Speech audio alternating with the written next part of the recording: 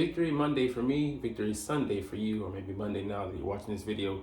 But anyways, the Eagles came out in a heavyweight fight and they threw the most knockout punches, controlling that Dolphins offense and playing, for the most part, stellar on defense to get a decisive victory and prove a lot of doubters wrong. And I love what we saw from the Eagles, so we're going to break it down player by player as well as look at some of the plays that decided the game.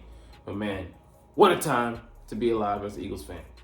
What's up, it's your boy Centron coming back at you with another analysis video, and I kid you not, that's my real name, analysis, if you didn't catch that word, because I kind of mumbled that one. But anyways, mumbled, stumbled, but the Eagles didn't tonight. They move on to be 6-1 and defeat the Miami Dolphins decisively.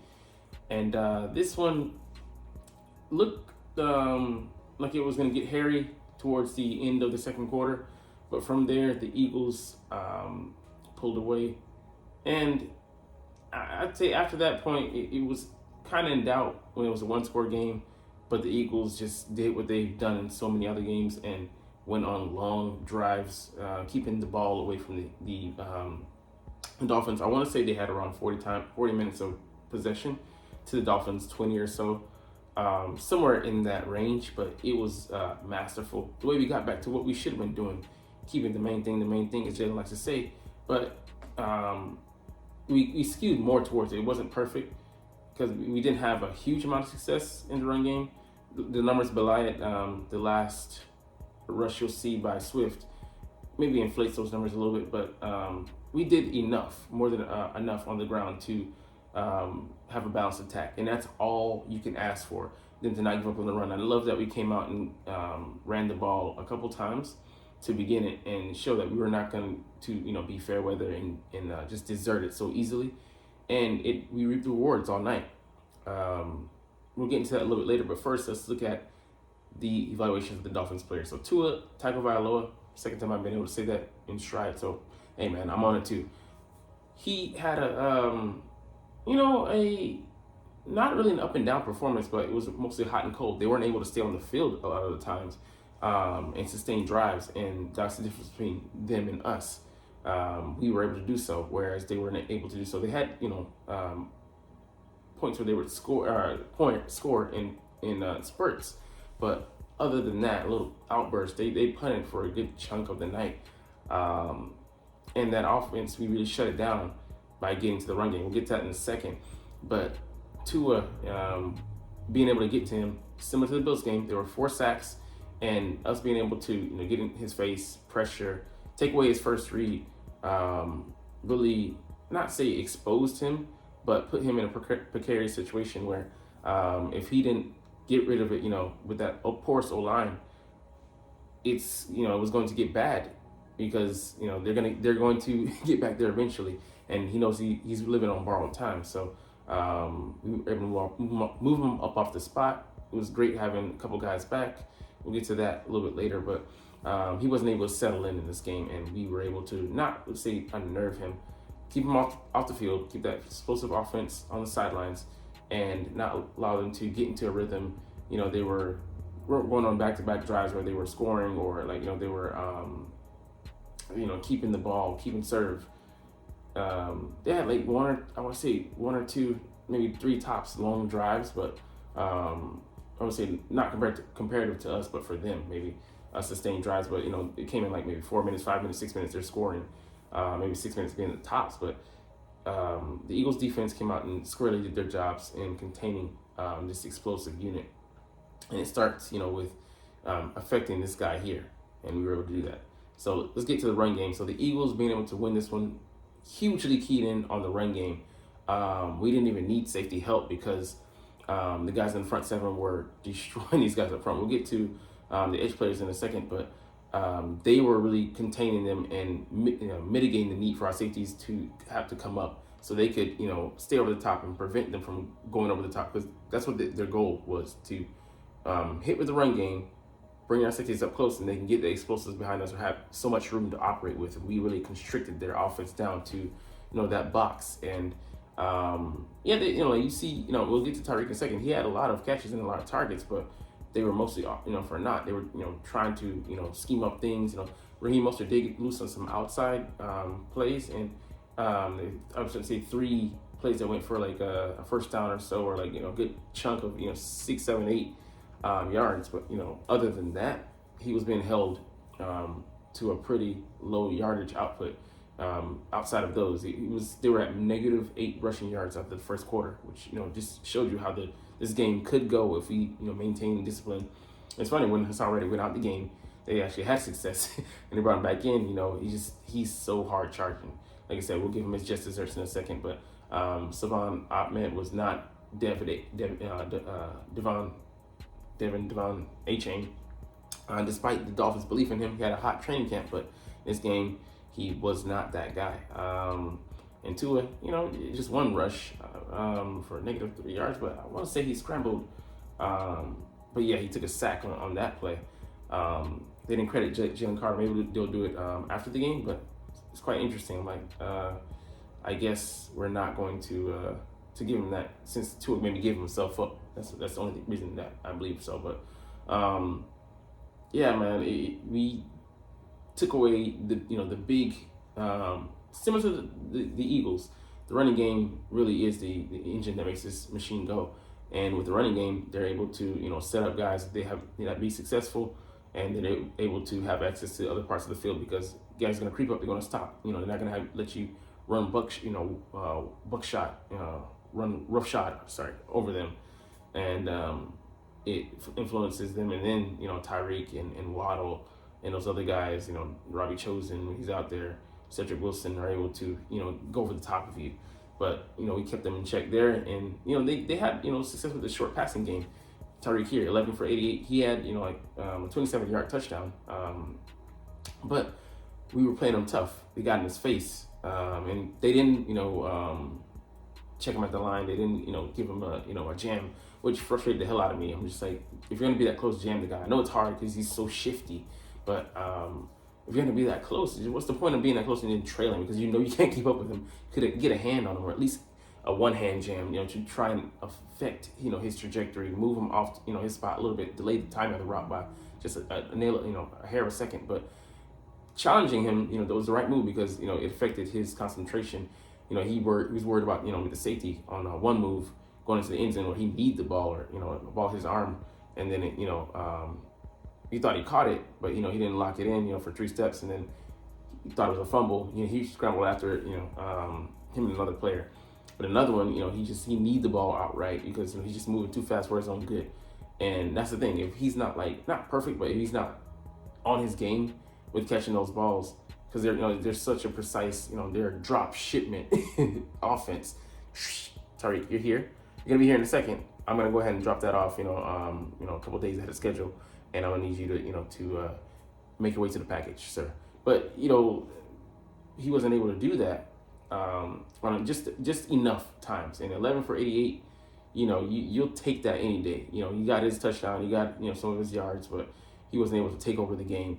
And Jalen Waddle, sadly, he was in and out of the lineup, dealing with the back issue, back spasms. 6 for 63, not bad at all. He had maybe a couple of first downs as well. Caught most of his targets, but he held him to mostly an ineffective role, because he was effective here and then here. And Tyreek as well, they manufactured, kind of touches for him, all the motions and stuff. We did a superb job on the motions. The game plan for Sean Desai was beautiful. The way he designed it, to bottleneck, to funnel things, a certain direction, to cut off the lifeblood of this, this Miami offense, being, the running game, one, and then, keeping, when the guys caught the ball, it was there. We didn't do too much yak damage, So shout out to our boys being short-staffed, 2 starting safeties missing, one making, the rookie making this, start, and worried about that. But he played under control, discipline. We'll get to him later. But man, Sid Wilson, outside of that, that outbreak, it was I think maybe a 40-yard reception. He did, he cooked the dude he was going against. But outside of that, really not effective. Braxton Berrios more effective on special teams, and the return game, Raheem Mostert, 6-yarder, not really, factoring in, and other numbers here, negligent. So we would hold them very deftly. And let's get to their defense, because Bradley Chubb did force a fumble. I forget who forced it on. But Jerome Baker picking off Hurts. We'll get to that in a second, but it was a depth play by him of getting that ball, getting in his face, and Eli Apple not really effective out there. Cater Coho, I think he's a rookie, so can't really put too much on him. He's a rookie or second year guy, but they played as well as they could. They're short staffed with their two starting corners. Xavier Howard didn't play this game, groin injury. All those kids he's having. 4 baby mamas pregnant at the same time. He's carrying a lot. He's got his own secondary to be worried about. But David Long, he crashed into the safety, Javon Holland, and that was a scary play. I was worried about those two guys, but I think David, maybe he had a concussion, he didn't come back, but Holland was able to come back into the game. But Bradley Chubb and 2 sacks quietly. I mean, we had maybe a couple guys that sneak through. A couple issues up front because we're still missing Cam Jurgens. He'll be back if he's healthy for the Cowboys game. He'll be eligible to return. But it's holding up well against guys like Christian Wilkins. He wasn't able to control this game. Neither was the nose tackle Raekwon Davis. Let's see. Clay Shavel had a tackle. These are two. There's a center and receiver and a center. So what are they doing on the stat sheet? But yeah, Chris Wilkins wasn't able to really penetrate corners and so they sent some blitzes, and we'll get to that. There was one that was effective. A slot guy, Cater Cowell. He came in nice on that one, affecting the pass. But yeah, the defense didn't really do too much to stop us. We just had to stay out of our own way, and some excellent play calls, especially like that opening drive. Was it an opening drive or the second one? But the touchdown to Dallas Goedert on the screenplay, just beautifully called up against the defense. They were charging in. So we saw that, or we called for it, and then it was perfect. It played perfectly against their aggression. So I love that play call, and the call for Brian Johnson. He did have a horrible set sequence of plays in the going into the I think the first possession we had. We'll get to that actually now. So Brian Johnson, just 3 run plays I think in a row called, and the last one being a draw. We hate that. We in the red zone, it's 3rd and 7, 38, 39. It's 3rd and long anyways, and Jalen is going in up for that QB draw that people know is coming because he's run it so often. We're so predictable, and we're just scared of making a mistake. We settle for 3 points. I think even before we got the first down, they're like, okay, we're gonna settle for 3 here. Why the hell are we playing small ball when later in the red zone he threw one to AJ. Beautiful. But Jalen Hurts, for the most part of the night, kind of like last game. The only difference is we won this one and we were able to play balance. So we helped him out with the game plan, and for the most part of the game he played well. There were only 2 plays that I want back from him. That fumble where he's got to have better ball security, have to have better awareness. When you're in the trash, you got to hold onto that rock, and he's just carrying it with one hand and kind of a little bit too loosely for my taste, and he coughs it up. Similar to the Super Bowl fumble. And I'm like, bruh, Jalen, and you're playing hero ball, trying to hold on to it, and then you run there. There's some passes that a couple, I'll say 2 or 3 passes you want back that could have been interceptions. I mean, it bounces too high, deflects on someone's foot like Olamide Zaccheaus. Can't be helped. Those are just would just be bad luck plays. Similar to 2 we did have, I'll say 1.5 maybe last week, but and the interception that's just Jalen. The guy's in your face. You got to either eat the sack there, or try to juke him and make a play for to go upfield, which is maybe it's the more dangerous option, but you cannot throw that. He's right there in your face. Now he deflected it, and the other guy caught it, or he took it and ran back. I mean, it was a gimme. In a worse game with a worse flow, that is a damning play. And even one that isn't, like the Super Bowl, maybe those 7 points come back to bite us, and they did. We never knew that going into the second half that we wouldn't really score. I don't know if we scored, but we wouldn't really score every time we got the ball possession, or we would not be able to get one freaking stop on defense. There's no way you can foresee that, but it's just it's situational awareness. It's in spurts. There were some smart ones where he could have thrown a pick six, similar to the Jets game last week, with Eli Apple out there in the corner, and the apple of his eye was that ball coming. He was right there, pasted onto AJ Brown. Fortunately, Jalen threw it out of bounds. So just some of the plays you don't make, but you turn into a good decision. Are the biggest plays of the game. That was one for me. But overall, man, I give him a stellar grade. I'd say maybe like an 80, 75 and 80, very, very solid day. And he was the game maker for us here. But I didn't get to the Dolphins. Sorry, they had O linemen out, 2 O linemen, left tackle out, so backup left tackle, backup center in, who's actually a left tackle, and then their left guard goes out, Win, and that's just problematic. Like I said, prepping up to the week, you can deal with that. In game, it's more of a hassle, and then you're replacing guys, and you got to worry about guys being out of practice, not having the reps that they need, and they're being put on the spot.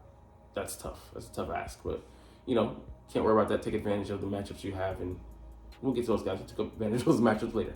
But DeAndre Swift, very solid day, 4.13. Like I said, some of those rush or two really helped to build the average. But it was more that we stuck with the run game. I'm so happy that we didn't jump ship. Things weren't going well in the mid part of the game, and they started to stop those run lanes. But also, we made adjustments, not just Swift, but the guys blocking as well as him. He was taking what the defense was giving him. He wasn't trying to read like he was able to in a couple of the beginning games where he just had so much space where he wasn't being touched until, well downfield, well until he was in the second, maybe sometimes even a third level. But him here, like, he adjusted that and, ran right where the play was designed to go, didn't cut back, and got, 4 or 5 yards. I'm like, okay, there you go, DeAndre. You're picking up the yards that are there instead of looking, salivating at, trying to make each time. Sometimes it's going to be 3 yards, and that's just what you have to settle for. But, when lanes do open up, he did, do a good job, being patient, but don't be overly patient. Jalen, I feel about the running. We'll get to maybe how he's feeling, but you don't like you seeing your quarterback take so much punishment. Gainwell, he played his role. That last TD was sick. He was spinning, he spun 3 times, and just, it was suitable that, that drive ended in that play, like Chris Collinsworth said. But, he was solid, not spectacular, but, he got the yards that he needed to, especially on that play. But, if it's a tough day sledding, if it's tough sledding for Swift, it's going to be even rougher for Gainwell because he's a lesser talented runner with his style. He's not as explosive as Swift is. AJ Brown, man, this dude just historic. I think it's the 5th game in a row with 125 plus receiving yards. Dude, he's got to be featured in this offense. I'm sorry, and I know Devonta Smith. He had a couple catches. He had a couple drops as well, or I would say one off target maybe, but one drop. So that was it. But 4 for 49. We tried to feature him more. Tried to go to him more, but it just didn't work out. Look, Dallas Goedert, he was one of the biggest weaknesses coming in for this Dolphins defense. Tight end, and 5 for 77 and a TD. We'll take that. All of his catches, all of his targets. He caught all of his targets. So excellent work there. Swift, there's been enough of a dump off outlet. I love how Jalen went to him on one and showed progression from last week. He didn't, take the check downs, what defense was giving him last week. He went to it this time. But he had a good balance of, going for the shots and then selling for what the defense was taking him, and then hanging in there and play so that, those 3 all were in very good concert. Julio got his first reception, only 3 yards, meager, but, it was enough of, threat, him not just being like a dead body out there. But, so as he ramps up, we'll see how that goes. But, his blocking prowess, I think he blocked on a couple plays, and yeah, he definitely fits that mold. Olamide had 1 target, didn't catch it, but the guy, I don't know, you just got to be patient with him because he is a very good number 4. I trust him being a number 3. But I think Julio could be a short-term, well, this season I should say, short-term upgrade for us. Yeah, Jalen says that we can't have that. The big guy here, Slay, coming up with this pick, like it was crucial in that moment. So Slay got cooked on a couple routes, and I'm like, especially that one he gave up to Sid Wilson. Like, bro, come on now. Like, I get it. You're going up against Tyreek and Waddle, and those guys have a different level of speed, so you're maybe overly respecting that guy. But you get caught up in who you're up against. I'll just say I'm tough on him for that one, but it is forgivable because especially when he comes out and makes a play. He was big play slate on that play, picking him off, and the Dolphins actually shot themselves in the foot. And I don't agree with the refs the way they called this game, because there was a couple of calls, I would say 2-3 calls that went in our favor. I was like, whoa, all right. The one that they missed with the face mask on Bradbury, that should have been called. And then one controversial holding call. I have to go back and look at it. Don't remember. Someone said Jay Hall. I'm like, who the hell is Jay Hall? Are you talking about Tyreek Hill? Or who it is? I forget. But yeah, there should have been some calls that went against us, and then there should have been there were some calls that shouldn't have gone against him, like the roughing the passer. I'm like, that shouldn't have gone against Christian Wilkins. But they're always gonna try to protect the quarterback most times. But we'll see. But I like that Darius Slay. Like I said, the play, they have so many emotions like that. It caught them up. Jalen Waddle and I think might have been Tyreek Hill or Sid Wilson, Raheem Mostert and I think Waddle were in the same area, so they shouldn't have been within 4 to 5 yards of each other. And then the ball floated, and Slay was right there to take advantage of it, pick it off, get a couple of yards, and then get off the field. So it was in the red zone. They're going to drive points, and that just sucks the air out of the offense and kept them back on the sidelines. So they spent most of the night on the sidelines, and just couldn't do anything about it. So it doesn't allow them to establish a rhythm, get into a rhythm as an offense, and matriculate down the field. Terrell Edmonds active, but he's still a replacement level guy, but better than I expected. So I'll take that.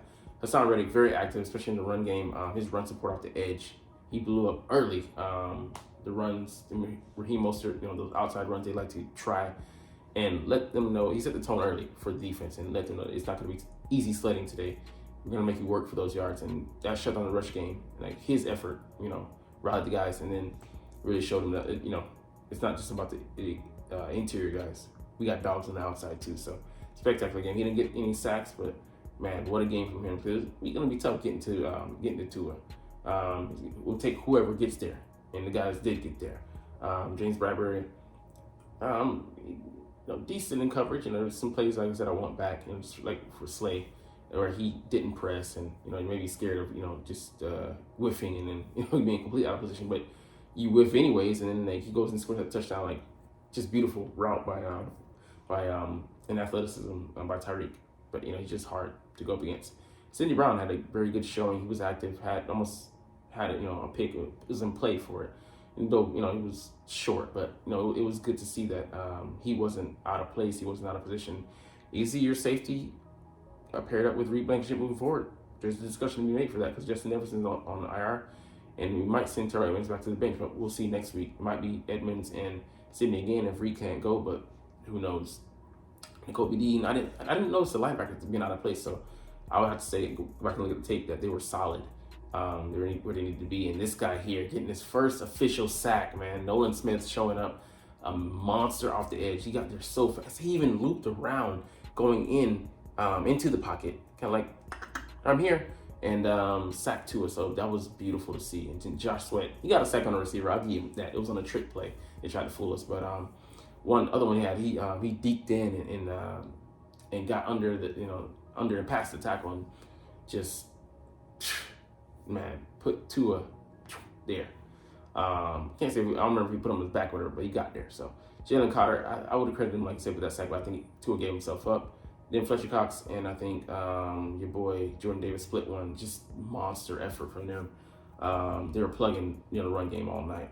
Josiah Scott, he slipped. I'm like, what are you doing? But not too bad. And Eli Ricks, man, this guy having confidence out there. Even going up against Tyreek Hill on that last play to end the game before we took back possession, just showing the ultra confidence, and I love to see that in him. Going up against the best, one of the best, if not the best receiver in the league. People believe in. Yeah, he didn't waver. Wilton Williams didn't really notice him, but he was obviously active, and Nicholas Morrow didn't have stats, but yeah, man, he showed up. I think our guys I remember seeing them at least get their hands up and knocking down a pass or two. So might have been him, or I guess it wasn't. But yeah, man, it was active, and this guy being clutch as usual. Only 24-yarder, but made all his extra point attempts, and he's good. But Brady, man, crushing like a 57-yarder. Man, man, no pun intended, but he showed up. Boston Scott, man, he keyed us with that 38-yarder to make it to like the around the 40-yard line to make it a short drive, and I think that might have been a touchdown, or I know it was a scoring drive for us. And key, everybody chipping in today. Britton Covey, I think he had a return to, I'm not sure. Old man Zacchaeus, had one and picked it up. He wasn't the guy I was designated to go to, but man, these Eagles just played a concerted, especially on defense, to be able to handle this, explosive Miami offense. I feel confident if they can handle them, they should be able to hang with / handle anybody. We'll see how it goes moving forward, but we got to stop the turnovers. We lost turnover battle today again. It was 2 for us giveaways and then 1 for them. So gotta stop shooting ourselves in the foot, but we did create one, so that drought has been ended. And last thing I want to get to here is, man, Jalen says his knee is fine. Came out wearing the brace in the second half. Don't know when he took a hit or damage. But man, I sent him to watch going forward. It didn't really seem to affect him, but like I said, we can't have one out, because if we ain't got one, we ain't gonna be on one. So anyways, we're gonna get up out of here, man. Great freaking game. I can't wait to dice this one up on the offensive side and defensive side, but especially defensive side, to see what we did exactly. And man, fly Eagles fly, because this was a great victory, and putting us back in the win column, but also getting our confidence back. And we're still working out the kinks, but we look better, and we face adversity. So now we're coming up off that, and we're able to move forward, and going into this brutal stretch. And this is one of the games that people highlighted, saying that it's going to be crucial for us to get the win here. And yeah, we went out there and did that. So anyways, like I said, getting up out of here. But you're not even watching though. But it's all good, because as always, I love talking about the Eagles and love making these videos. So like I said, it's deuces. But as always, it's fly Eagles fly, and let's motherfucking go. Like, comment, share, subscribe Thanks for watching. Check me out at Centron Anime, Centron Life, or Centron Laughs, or other social media.